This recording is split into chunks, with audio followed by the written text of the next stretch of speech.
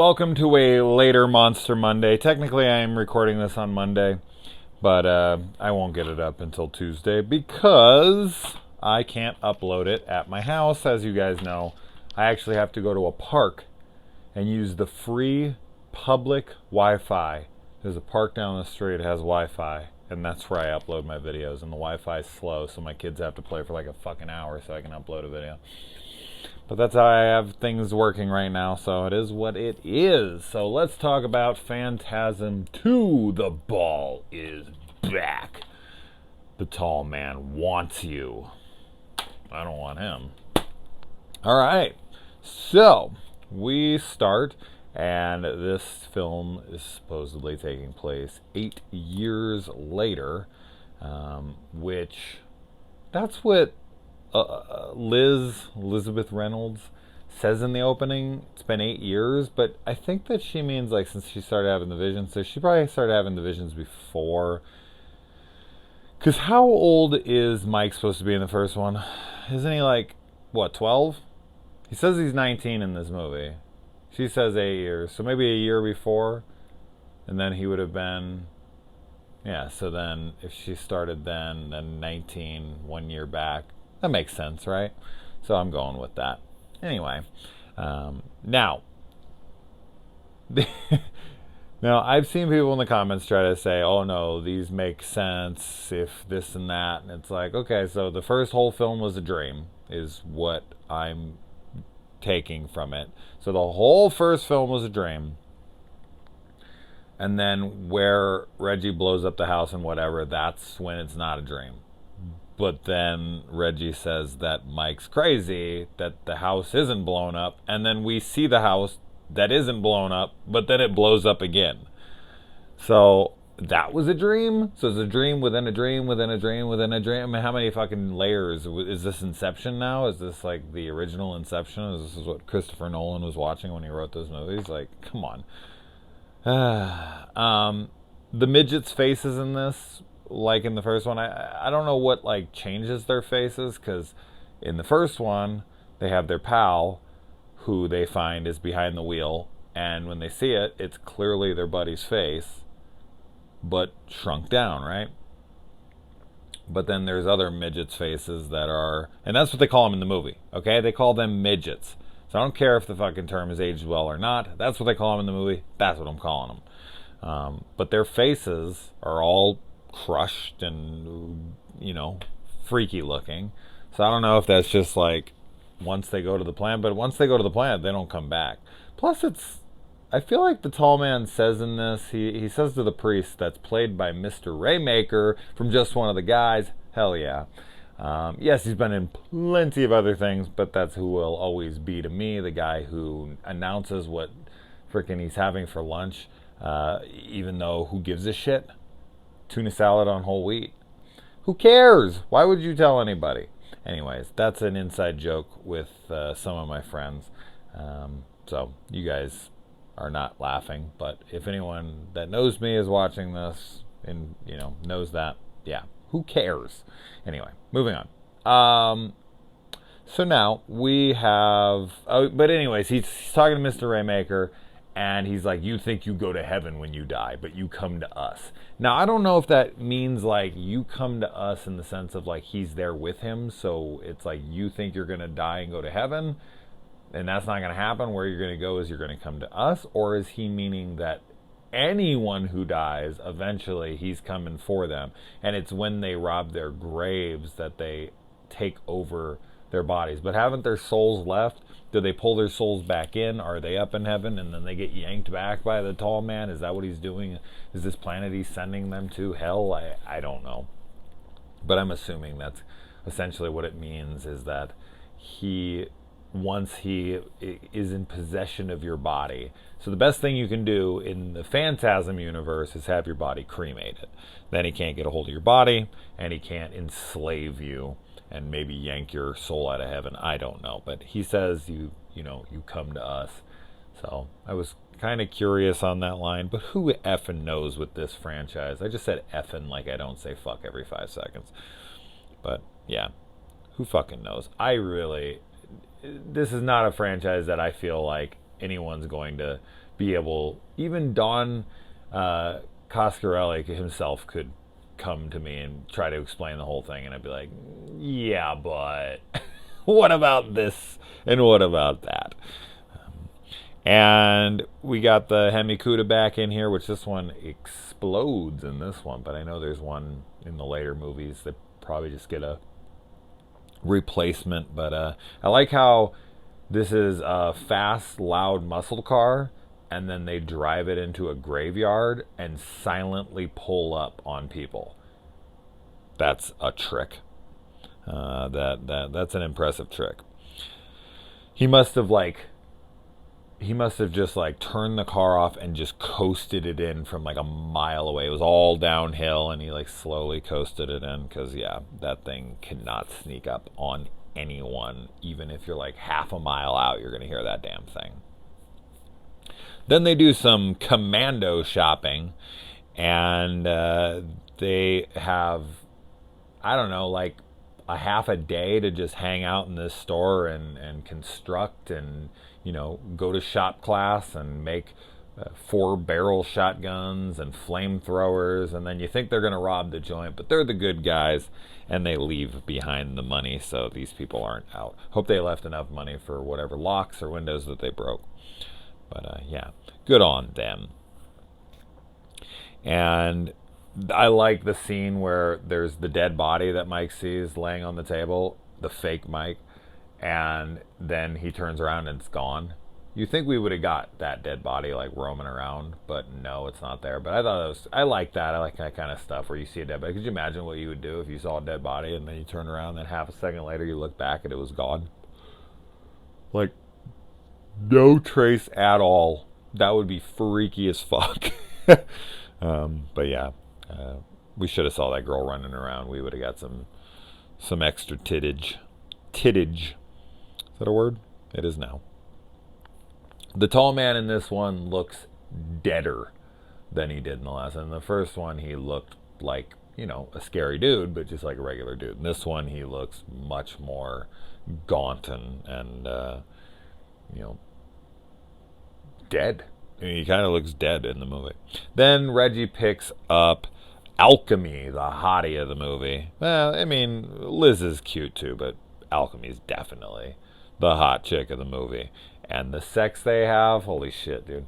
Okay, not only does she know how to lure a guy, just pop off your top and start walking up the stairs, and a dude will just like follow, like, you know, like a fucking dog in heat.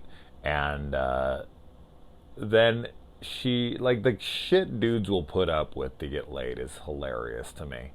Like, what chicks would put up with in the bedroom versus what guys will. This girl's just grabbing his head and smashing him around and doing all this shit and riding him like a cowgirl. And he's just sitting there like, okay, like, it's been a while and I need this, so okay, I'll look past all this insanity. The story, like, I don't know. I can't speak for women. I'm not a woman, but I've definitely had enough guy friends, and I know myself, and I've been in all sorts of choice encounters in my life in the bedroom with random women. And let me tell you, I put up with some bizarre shit. Like, girls, and that's what happens. I mean, that's what happens when you take some one-night stand type girls home, is you're going to have to deal with the mentality of a girl who's going to fuck you within like an hour of meeting you like that.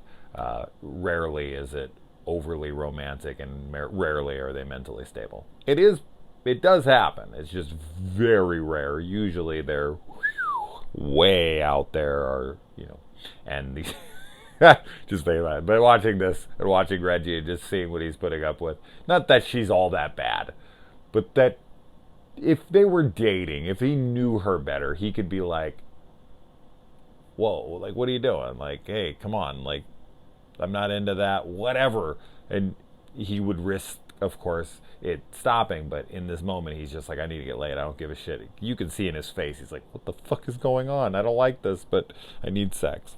I thought that was really funny. The look on his face kind of spoke volumes for me and reminded me of excerpts of the past.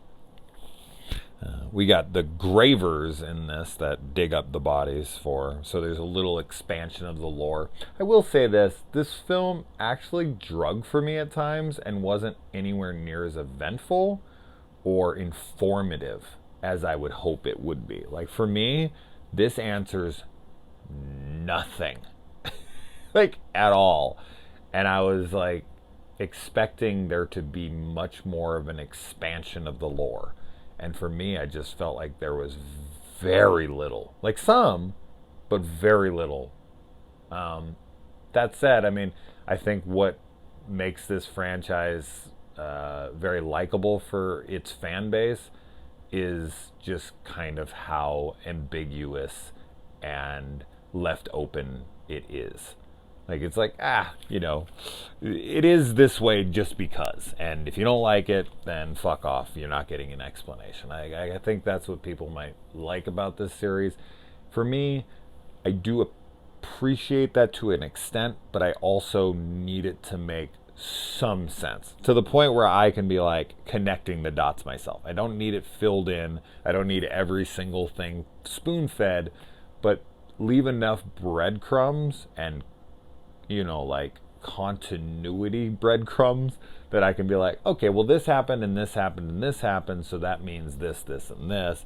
And then somebody else can come in and say all different things, but the deaths are all connected the same way. And you're like, okay, yeah, all right, that works too, But with this, fucking, the sky's the limit. Go for broke. I mean, you're not going to be wrong. There's so much insanity going on within these films that you're like, sure, it's that, I guess. The only thing I can say is it's just a dream within a dream within a dream. I think in like the fifth one, Reggie's like in an insane asylum or something, which is what's happening here in Mike in the second one. Maybe it's just a shared delusion. Reggie and Mike and Jody and people are all in an insane asylum together, and they've cooked up this idea in their head, and it's just this total full-blown shared delusion. I don't know. That's probably the best guess I got.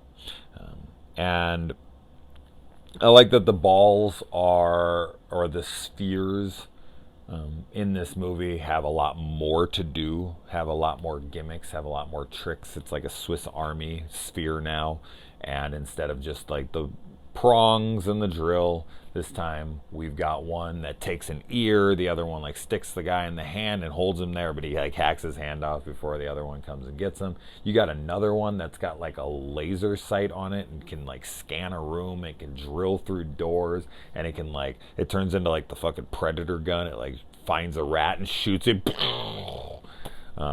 And then you have the other one that drills through the back of the guy and doesn't come out the other side. You usually, when it comes in his back, it's going to come right out his chest, rip his heart out, whatever. But this one goes in and up, and it actually goes into his throat and out his mouth, and it's like sticking out of his mouth. And they're looking for this key, which ends up being the ball. So the ball opens up the door so that they can get to his world, whatever. And so Mike figures out that if this thing is embedded in flesh, then I guess its blood thirst is been quenched and it shuts down until it's ripped back out of the flesh. I guess that explains. Like, I don't know, just kind of like a one use ball. Like, it just, once it hits flesh, it just stays there, doesn't like kill and then leave and go find other victims.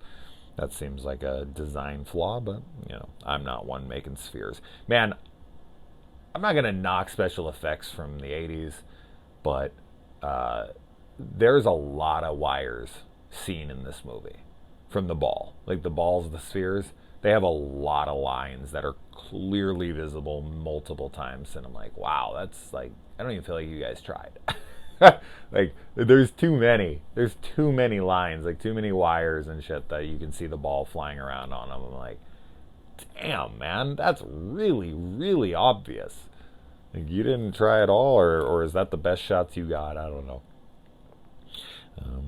And then I like how, man, you want to talk about a chick who's into it. This is the kind of chick I need, man. A grenade goes off in that house, and she is wondering why Reggie's getting up in the middle of sex. She's like, I'm fucking riding you. Like, what are you doing? Where are you going? Like, she doesn't care, man. She doesn't give a shit that a grenade just went off. She's got a different version of that Bruno Mars song. Yeah, that was just crazy to me. It's just like a grenade, and they actually have to like exchange dialogue. Reggie and Mike in that moment. He's like, a grenade went off. It's like, yeah, dude, I'm pretty sure everyone should know a fucking grenade went off in the house. That is a really risky thing as a trap. Is a fucking hand grenade in a house like that with thin walls and shit, please. Shrapnel would kill probably everyone that was in the blast radius. But they're all just sitting in the living room hanging out like, if this grenade goes off, we'll all be totally fine. I just keep thinking of that scene where she just pops off her top and just like walks, like shows her tits and walks up the fucking stairs. Man, that girl knows what's up. See, it's so simple. Girls' seduction tactics, just pop off the top and just walk up the stairs. Simple. What we have to do, forget it. It's not even comparative. Not even comparative. And then we get the chainsaw fight, which I actually thought was fun. We've seen this kind of thing a bunch of times now where somebody pulls out a knife and then somebody pulls out a bigger knife and someone pulls out a chainsaw and someone pulls out a bigger chainsaw and then someone pulls out a dick and someone pulls out a bigger dick. Depends on the kind of porn you watch. But yeah, I don't know. The chainsaw fight, even though, yes, was it something I'd seen a bunch by this time, whenever this film was released? Probably not. So for the time, it was fun, and this is a really fun sequence. All the stuff with Reggie. Reggie's the man. I feel like Reggie carries this franchise. He's the fun. He's the heart of it. Even though he's a balding, middle-aged ice cream salesman who could probably never get a chick like Alchemy in his life, it doesn't matter. He's so cool that you don't even question it. You're like, fuck it, I'm going with it. Usually I'd be the guy like, yeah, I don't think she'd be into him, but fuck, it's Reggie, man. Everybody's going to be into Reggie because he's amazing. So he has this shot on the tall man with the 4-barrel shotgun, and Mike, for some reason, has to yell at him. I guess it's the first time Reggie's been that close to the tall man in this version of events. Whatever, I don't know. He doesn't pull the trigger. They fucking flip over. They get out of the car in time. Then they get to the house. They do all their stuff. I'm kind of jumping around in time and back and forth, but getting to the shotgun is kind of the point. After the chainsaw fight and whatnot, he picks up the 4-barrel shotgun. He aims it at 4 little midgets. It blows all 4 of them away at once, and I guess this is a one-take fucker like my videos. Just one shot, done, and he has to toss the thing aside. That's it? Really? It's just built for like one shot? That was so funny to me. I know he cut his gun belt off and everything, so all his shells were on the ground, but he could have just went and picked them back up if that's what made him stop. Like, it's not a one-shot gun. In fact, I think he has it in another movie, right? Doesn't he have it in like the 3rd one? Yeah, I'm pretty sure he does. But just, he throws it aside. Okay, sure. You make this badass gun and you shoot it one time. That's interesting. And then the tall man defeated. Great sequence, man. He's got Liz on the table. He's about to take her down. Oh, and Liz even freaking bests a guy by throwing him in a furnace. That was a great sequence too. But tall man's got her down. He's about to stick her. He has it like right on her jugular. Oh man, too close for comfort.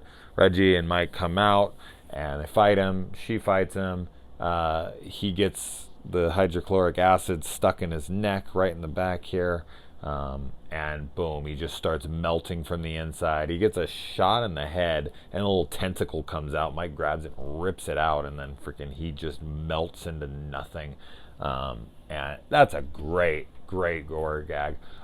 Speaking of which, I actually forgot of one earlier in the movie when they originally think they see Liz, and then she has this like hunchback freaking beast thing comes out of her back, and it's really cool practical effect. It actually looks like something from a Nightmare on Elm Street movie, like Freddy coming out of a person or something. Really cool effect. And it talks like the tall man, so it's really cool. But in this version with the tall man and all that, his body melting and kind of falling apart and whatnot, great stuff as he's screaming in agony and all that. Good stuff. Then they jump in. Alchemy returns. She's got Reggie in the front seat, and then Liz and Mike are in the back. And then, of course, Alchemy isn't Alchemy. Much like Ellie Grimbridge from Halloween 3, she's been changed. Or I don't think she was bad the whole time, because this is the tall man, right? This is the tall man again. He's made to look like this girl, tricked them. That's so unfair. And he hurts Reggie. I mean, Reggie gets out of the car and he looks like he's dying, but who knows? I mean, it all could be a dream again. Who fucking knows? And then kind of as a joke, here you got Mike and Liz, and Mike's like, dude, it's a dream. It's a dream. I don't think he calls her dude. That's not a cute pet name. Yo, dude, it's just a dream. Wake up, bitch. That relationship wouldn't last long. No, he's just like, this is a dream. And then fucking tall man turns around. He's like, no, it isn't. And then boom, they get pulled out of the back of there. That's a great ending. I love that. Like, no, it's just a dream. The first one was a dream. This one's just a dream. No, it isn't. Boom. Credits. Boom. Awesome stuff. So anyway, there you go. Phantasm 2. We'll talk about Phantasm 3, Lord of the Dead, next week. Adios.